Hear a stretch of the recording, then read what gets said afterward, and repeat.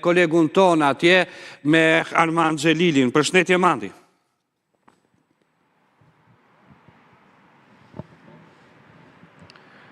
Përshëndetje, gëzuar Fiter Bajramin, ndërkohë edhe në qytetin e Vlorës me qindra besimtar kanë festuar sot ditën, kanë bërë faljen e Fiter Bajramit rreth orës 6:30 të mëngjesit në ambientet e Pallatit të Sportit, ku ka qenë myftyu Armand Hoxhallaku, i cili ka uruar gjithë besimtarët musliman, por edhe qytetarët vlonjat për harmoni edhe për paqe me njëri tjetrin, por që duke bërë edhe lutjen. Ajo çka ka qenë e veçantë të paktën këtë vit ndryshe nga vitet e tjera, të shumë kanë qenë ata të huaj dhe kryesisht të ardhur nga Egjipti që jetojnë prej kosh apo edhe punojnë në qytetin e Vlorës, janë bashkuar sot faljes namazit në orët e para të mëngjesit.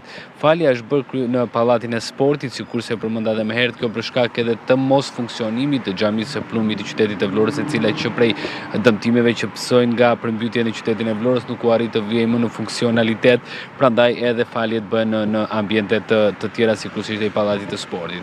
Ajo çka ka përveç urimin në cilin ka bërë myftyu, ai ka treguar që ndryshe nga vitet e kaluara, këtë vit ka patur edhe një numër të lartë të rinjve, të cilët janë bashkuar ose kanë përqafuar fen muslimane, duke u bashkuar sot në faljen në cilën kanë bërë rreth orës 6:30 të mëngjesit në ambientet e Pallatit të Sportit.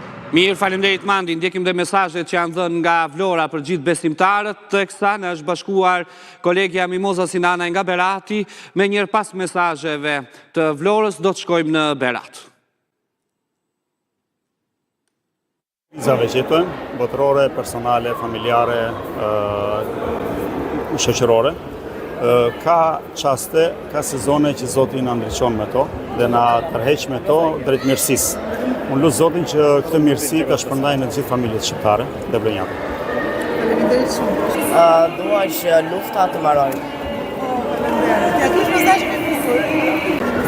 Dhe ju uroj të gjithë besimtarëve musliman dhe me gjerë, të gjithë shqiptarëve gëzuar Fiter Bajramin, të jetë një ditë reflektimi dhe një ditë e bukur, por kjo ditë e bukur na sjell edhe paqen në mbar botën, sepse kemi shumë nevojë për paqe në këtë ditë.